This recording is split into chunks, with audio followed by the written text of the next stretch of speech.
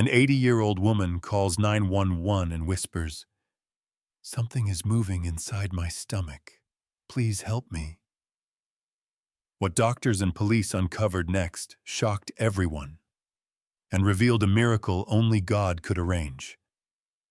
Before we start, comment where you're watching from, and don't forget to like and subscribe for more touching miracle stories. Let's begin. Snow drifted across Boston like quiet feathers shaken loose from a sleeping sky, soft yet relentless, smothering the city in white silence. Dorothy Hayes, 80 years old, moved slowly through her small brick home at the end of Pine Ridge Lane. She was a slender woman, with fine silver hair always pinned neatly by two pearl clips, gifts from her late husband, Michael. Her face carried the graceful wrinkles of a life lived with both laughter and sorrow. Her hands, though trembling slightly from age, still moved with dignity, as if reminding the world she had once played the piano, embroidered tablecloths, and held newborn grandchildren. Dorothy had lived alone for nearly a decade. Solitude was no stranger to her now. Some days it felt like a loyal companion.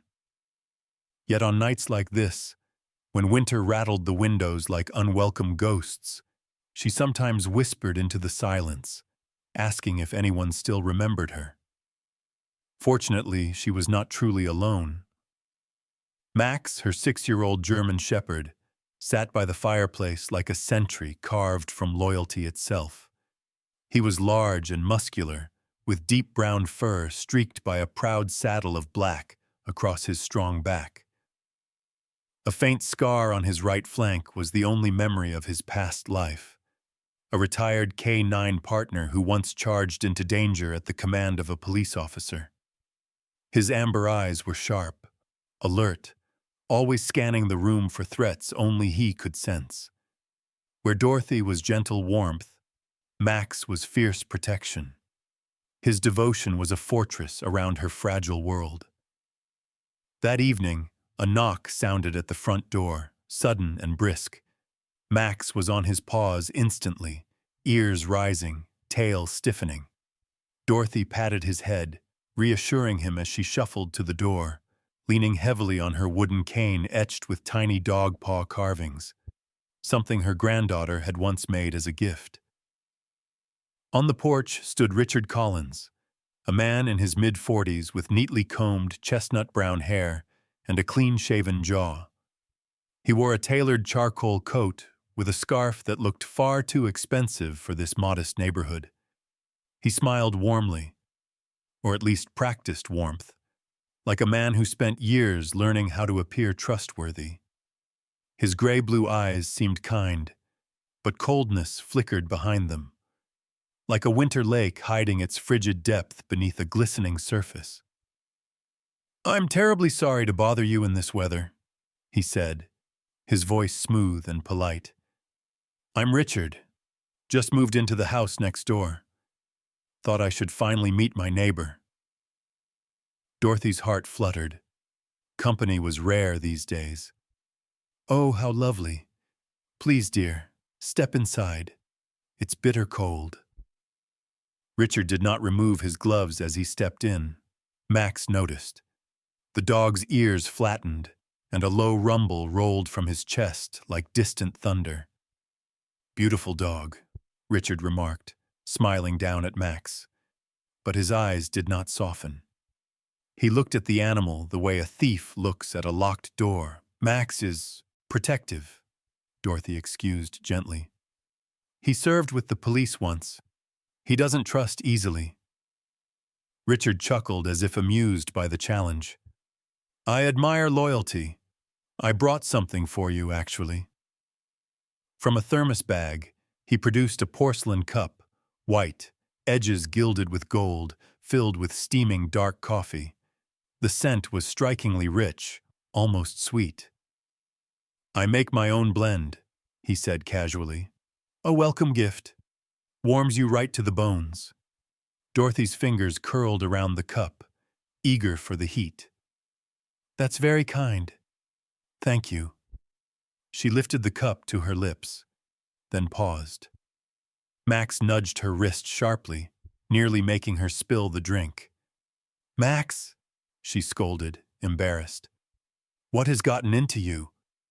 Max paced, nose twitching at the coffee's steam, tail stiff, every muscle ready. His instincts, the ones that once saved lives, were screaming warnings she couldn't hear. Richard's smile barely twitched, but irritation flickered in his eyes. He regained his charming tone quickly. "He must want attention. Maybe he's jealous someone else brought you a treat?" Dorothy laughed softly, though she wondered why Max seemed so upset. She felt a slight tremor of dizziness. She assumed it was hunger, or her age catching up. She sipped the coffee anyway, and the warmth slid down her throat like velvet. Richard chatted politely, offering to shovel snow from her driveway, or pick up groceries if the weather worsened. He asked thoughtful questions about her life, her health, her routines. It felt nice to be asked, so she answered, unaware how carefully he listened. By the time Richard left, a strange sleepiness tugged at Dorothy's eyelids. Her belly felt unusually tight, as if air had gathered beneath the skin. She placed a gentle hand on her stomach and frowned. Was that movement? No, surely it was her imagination. Max sat at her feet, watching her with a gaze full of fear she could not understand. Dorothy forced a smile, stroking his fur. "It's just coffee, Max. Nothing to worry about." But Max did not believe that. And somewhere deep inside, beneath the comfort of warmth and politeness, neither did she. Tonight, sleep would come too quickly, and tomorrow, the winter would feel colder than ever. Dorothy Hayes awoke with a start. The living room lights were still on, her knitting fallen from her lap. She had no memory of falling asleep. A dull ache churned in her stomach, like a fist twisting from the inside. It wasn't hunger, and it wasn't gas. It was something else, something wrong. She placed her palm on her abdomen and jerked slightly when she felt a ripple beneath the skin, as though something alive was turning over inside her. Max stood rigid in front of her, his powerful frame blocking the doorway. His hackles were raised, his deep chest expanding and contracting with sharp, alert breaths. He had been watching her sleep, tracking the unnatural movements in her body, his instincts screaming that his human was in danger. Dorothy rubbed her temples. Her eyelids were heavy, as though sand had been poured behind them. She tried to remember how long Richard had stayed, how much coffee she had drunk, but her thoughts felt like they were drifting underwater. "Oh, Max," she whispered, "perhaps old age finally caught me." But she was frightened. She would never admit it. Pride had been her companion for too many years, but fear crawled into her heart like the winter wind sneaking beneath doors. A sudden knock jolted both of them. Max leapt toward the entrance, barking aggressively. Dorothy forced herself upright, her cane tapping against the hardwood. When she opened the door, a swirl of snow blew inside, followed by Emily Johnson, the young woman from across the street. Emily was 28, petite, with warm brown skin and curly black hair pulled into a messy bun under her wool beanie. She worked night shifts as a nursing assistant, a job that had built both gentleness and grit in her character. She wore scrubs beneath her winter coat, a stethoscope still hanging loosely around her neck. She must have just returned from work. "Ms. Hayes, I saw your light still on," Emily said, breath visible in the air. "Are you all right?" Max stopped barking and sniffed at Emily's hand, quickly deeming her a friend. Dorothy tried to smile. "Just a bit of indigestion from a strong cup of coffee earlier." Emily's brows pinched. "Coffee this late?" That's not like you. She gently guided Dorothy back inside, removing her coat. As she helped Dorothy sit, Max nudged the toppled porcelain cup still lying by the couch. Emily picked it up, frowning at the strange, sludge-like residue at the bottom. Where did this come from? My new neighbor, Richard, Dorothy answered, feeling the room tilt slightly. A kind man, brings me coffee every day. Emily examined the cup again, her expression shifting into concern. Ms. Hayes, I've seen reactions like this before at the hospital. Can I take your pulse? Her training kicked in, cool professionalism layered over genuine worry. Dorothy hesitated but extended her wrist. Emily's fingers pressed gently, her eyes narrowing. Your heartbeat is irregular. Too slow. A harsh cramp tore through Dorothy's belly. She gasped, doubling over. Max whined, nuzzling her hand urgently. Emily's voice was firm now. I think you might have been given something. Something toxic. She stood and reached for her phone. I'm calling for an ambulance. Dorothy grabbed her wrist weakly, fear widening her eyes. No, don't make a fuss.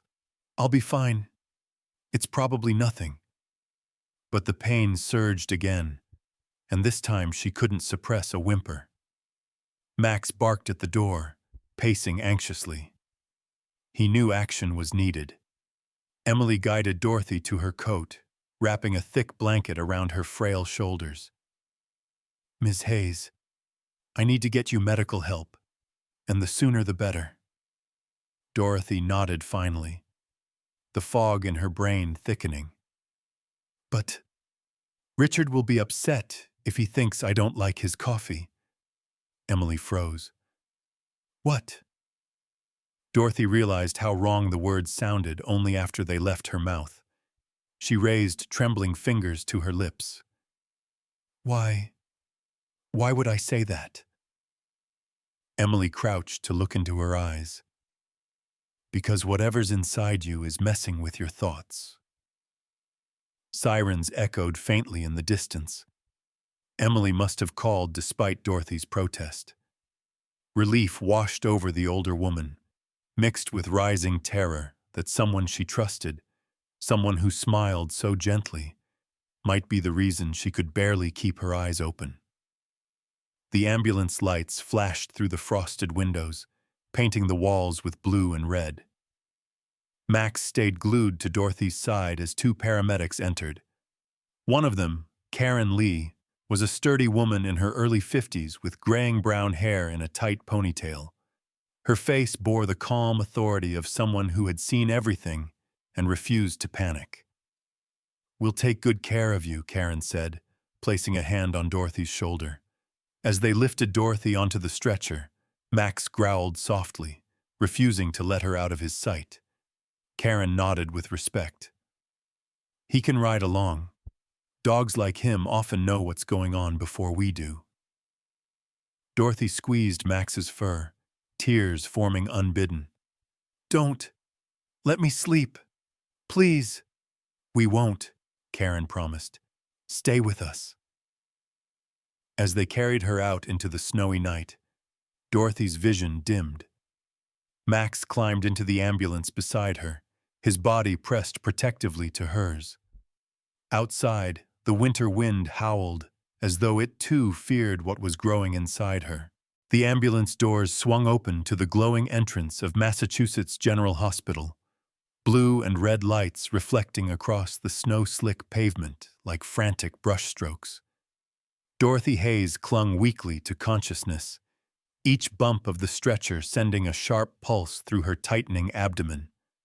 The sensation under her skin wasn't stopping. It was growing bolder, moving in sickening waves. Max jumped down from the ambulance, landing with practiced precision. His powerful frame, muscles sharpened from years of disciplined training, pressed against the stretcher wheels as if he alone could hold Dorothy's world together. Inside the ER, bright lights stung Dorothy's eyes. Voices blended into a confusing echo, questions she couldn't quite process. A doctor stepped forward, her posture straight and brisk with urgency. Dr. Olivia Moore, 38, was a woman of steady calm. She had warm olive skin, dark chestnut hair tied back severely, and deep-set hazel eyes trained by years of witnessing both miracles and heartbreak. Once an optimistic med student who believed she could save the world, she had since learned that sometimes survival depended not on medicine, but on recognizing evil early enough. She studied Dorothy with focused intensity. "Ms. Hayes, I'm Dr. Moore. Can you tell me when the pain started?" Dorothy opened her mouth, then froze, breath hitching as another rippling motion curled inside her. "Earlier. Tonight." Max barked once, sharp, demanding attention. Karen, the paramedic, tossed a glance toward the dog. "He's been like that the whole ride. Won't leave her side."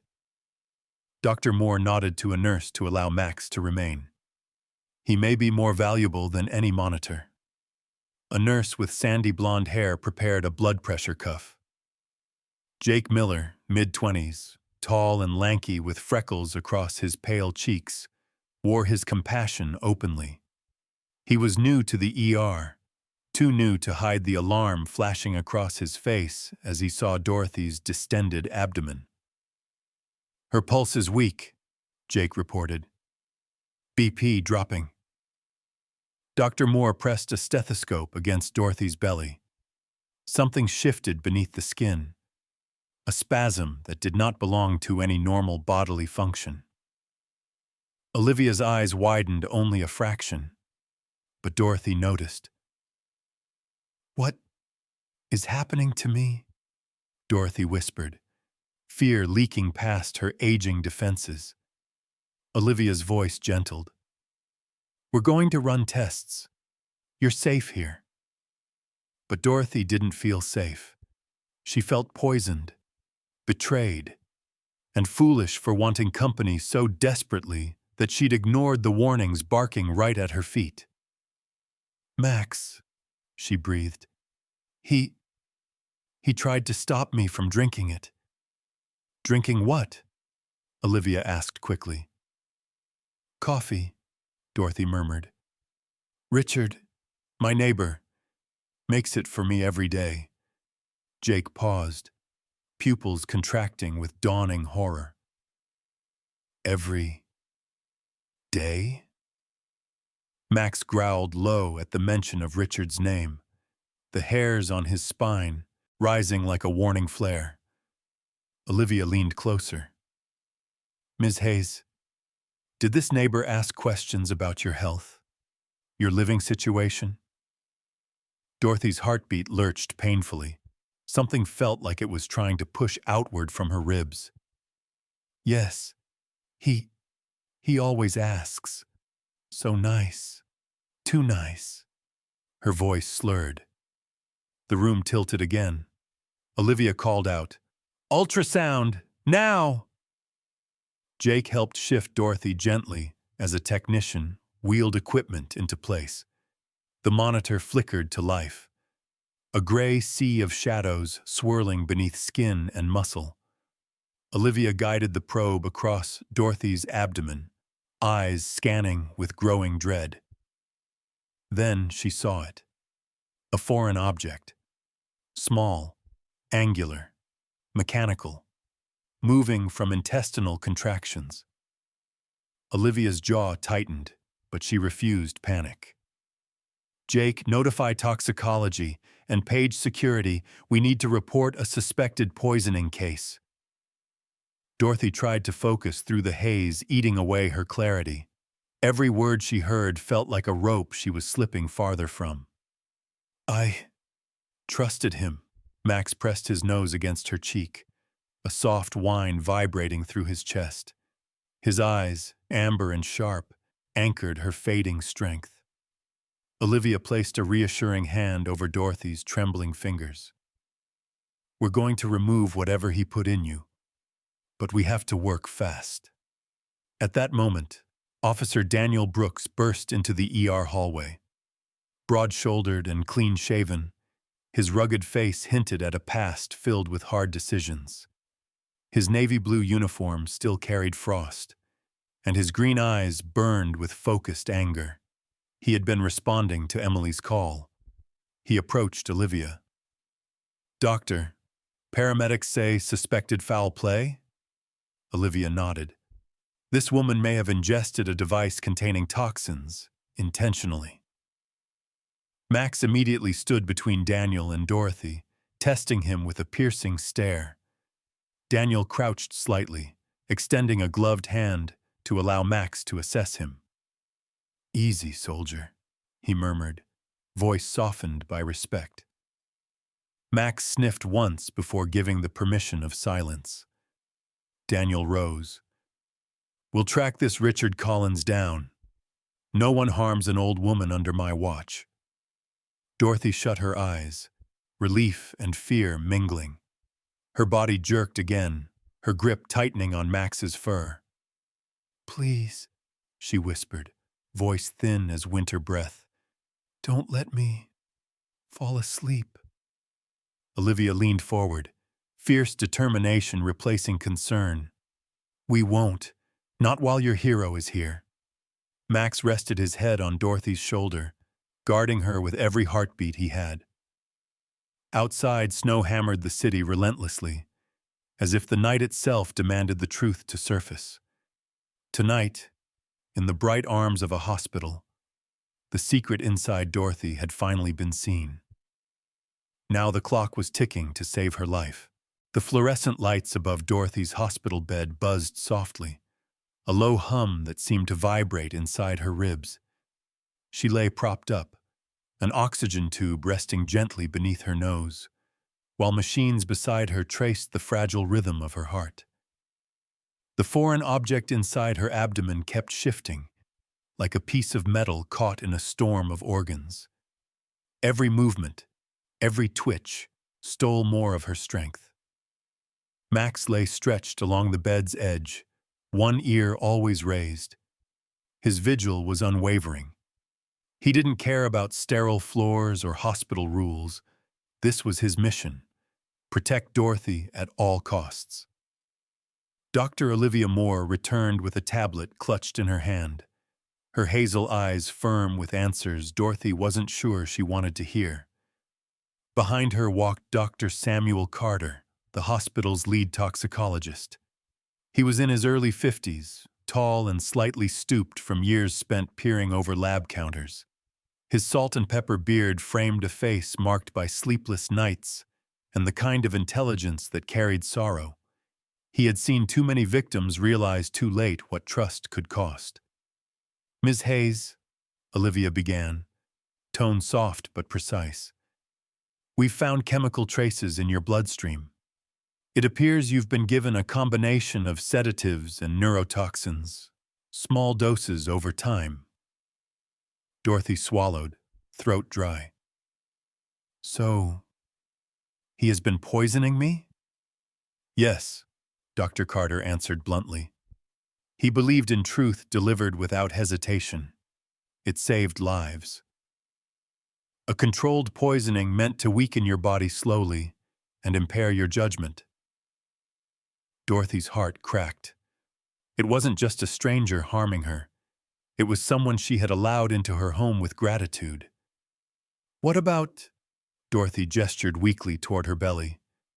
"That thing?" Olivia showed the scan results on the screen.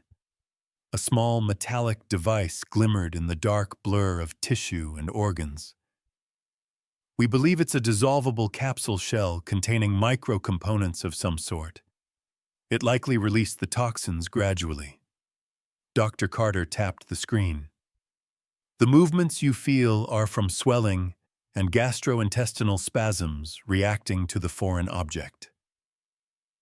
Dorothy closed her eyes, shame warming her cheeks despite the cold dread.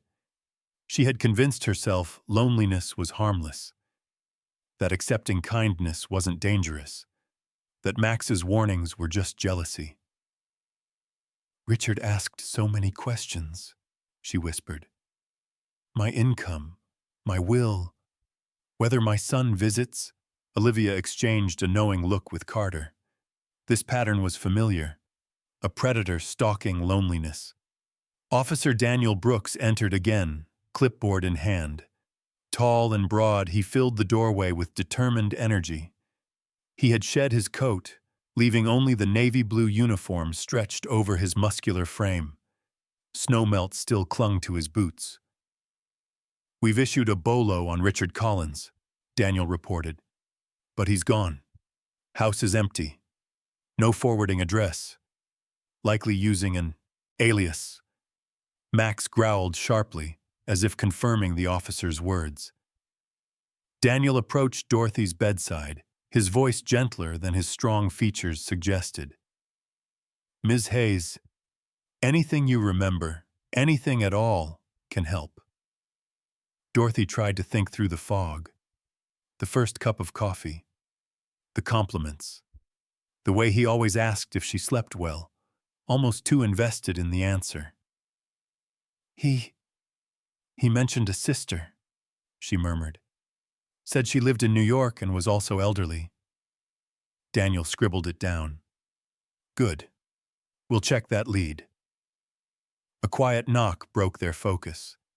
A woman stepped in timidly. Laura Bennett, a young social worker with pale blonde hair cut just below the ears. Her soft blue eyes carried warmth, though it was dimmed by exhaustion. She was around 30, earnest and gentle, but the faint lines around her mouth hinted at a career spent hearing people's worst days. I'm here to help coordinate support for Ms. Hayes after treatment, Laura introduced herself. We want you to be safe, cared for, and never alone again. Dorothy offered a thin laugh. So now everyone knows I was foolish enough to trust the wrong person. Laura sat beside her, voice low and kind. No, you were generous enough to let someone into your life. The harm is his, not yours. Tears pricked Dorothy's eyes, and she stroked Max's fur, grounding herself in his warmth. If Max hadn't stopped me from finishing that coffee, I might... Olivia placed a reassuring hand over hers. You're here because you listened, even if only at the last moment. Dorothy felt a flicker of pride. Max's instincts had become her salvation when her own failed her. Dr. Carter cleared his throat. We need to remove the device surgically, but first we have to stabilize you. Dorothy nodded, fear trying to claw into her again, but unable to overpower the fragile courage rising from within. Daniel leaned forward. We're going to catch Richard, Ms. Hayes, and we'll make sure he never hurts anyone else. Something in Dorothy finally hardened, not into bitterness, but into resolve. He won't get away, she said quietly. Max and I won't let him. Max pressed his forehead to hers, as if sealing a pact. Outside, the snowstorm thickened, but inside the hospital, hope began to breathe again. The operating room smelled faintly of antiseptic and cold metal. Dorothy Hayes lay beneath a warming blanket, fragile but resolute. Her silver hair, carefully tucked away under a sterile cap, framed a face no longer clouded by confusion, only determination. She squeezed Olivia's hand once before the masks came down and the countdown to anesthesia began. Max was not allowed inside the OR, but he refused to leave the double doors. His powerful body planted firmly like a wall between Dorothy and anything that wished her harm.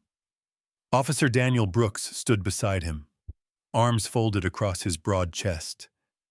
A silent promise reflected in his steady green eyes.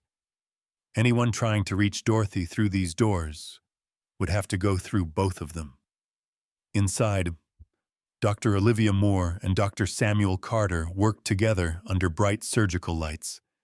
Olivia's graceful precision guided each careful incision, while Carter monitored chemical readings, ready to neutralize toxin release if the device ruptured. Nurses moved around them with practiced synchrony. Minutes stretched into an hour, then 2.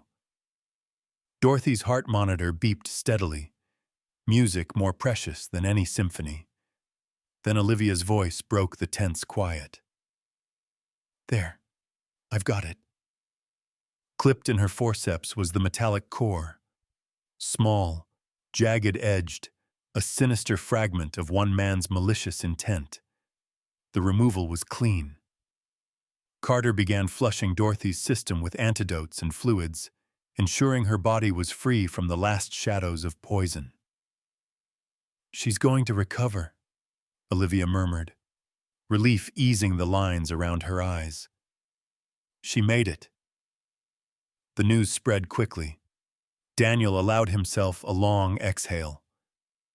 Max barked, a deep, triumphant note, then pressed his nose to the doors as if trying to see Dorothy through them, but the night hadn't yet surrendered all its darkness. A nurse hurried down the hall toward Daniel, breath visible from the cold draft of the recently opened ambulance bay. She stammered, voice shaking. "There was a break-in at the hospital side entrance. Security's searching, but—" Daniel didn't wait for details. He was already moving, hand near his holster. Max bounded after him, claws striking the tile like sparks of purpose. Down a dim corridor, a figure crouched near the stairwell exit. Richard Collins. His neatly styled hair was now disheveled, his once perfect coat frayed with desperation. His eyes, once carefully masked, now shone with manic hunger. Richard was handsome the way a sculpture was, carved edges, hollow inside. His charm had never been kindness. It was camouflage. He locked eyes with Daniel, hatred flashing like a blade. "That old woman ruined everything," he hissed, fists shaking. "Do you have any idea how long I've planned?" His rant was cut short by a roar. Max charged, the embodiment of fury and loyalty. Richard tried to scramble away, but years of K-9 training exploded into motion. Max knocked him against the wall, teeth bared, pinning him with the precision of a soldier reclaiming justice. Daniel snapped cuffs around Richard's wrists. "This ends now." As Richard was dragged away, screaming, Max pressed his side against Daniel, as if cementing their shared victory. Hours later, Dorothy awoke in recovery. Her eyelids fluttered, and the first thing she felt was a warm weight, Max resting his large head on the bed beside her. "Good boy," she whispered, voice hoarse with gratitude. Olivia entered with a rare smile softening her normally collected expression. "The surgery was a success. You'll be walking again soon. You're safe, Dorothy." Laura Bennett arrived too, carrying a folder of paperwork and hope. "Once you're well enough, we've arranged a temporary stay in a supportive home environment. You won't have to return to your house alone." Daniel stepped in, snow melting from his boots. "Richard is behind bars, permanently, and we're investigating similar cases. Your bravery might save others." Dorothy's eyes filled with tears, not the frightened kind from earlier, but something gentler, warmer. Emotion swelled in her chest. "I thought my life was over, that I was just an old woman waiting for winter to end." Max nuzzled against her, disagreeing vehemently. Olivia pulled up a chair. "Sometimes winter isn't the end," she said. "Sometimes it's a beginning, disguised as snow." The group laughed softly, the hospital room brighter for it. For the first time in years, Dorothy didn't feel like fading into the background of life. She felt seen, protected, important. She took in each face: the doctor who healed her, the officer who believed her, the social worker who cared for her future, and Max, her loyal shield. In that moment, Dorothy Hayes chose to live not in fear, but in gratitude. "You're all stuck with me now," she said with a grin. Max wagged his tail, his approval loud and clear. Spring would one day melt this winter, and Dorothy would be ready. Here, beneath humming lights and sterile walls, a new chapter began, filled with second chances, love that protects, and a hero with 4 paws. Sometimes, miracles do not come with wings or glowing halos. Sometimes, they have 4 paws, a wagging tail, and a heart fiercely sent by God. Dorothy believed her winter was the end. But God had another chapter planned for her, one filled with protection, new family, and the reminder that He never forgets any of His children, no matter their age or their loneliness. When darkness creeps close, when trust feels broken, and when life seems quiet and cold, God sends help. Through the right people, the right moment, or even the right dog. Hope may arrive silently, but it always arrives. So tonight, if you are watching this and feel alone, please remember, God sees you. God hears you. God is still writing your story. And sometimes, the greatest miracles walk right beside us every day. If this story touched your heart, please like, share, and comment to let others feel this hope too.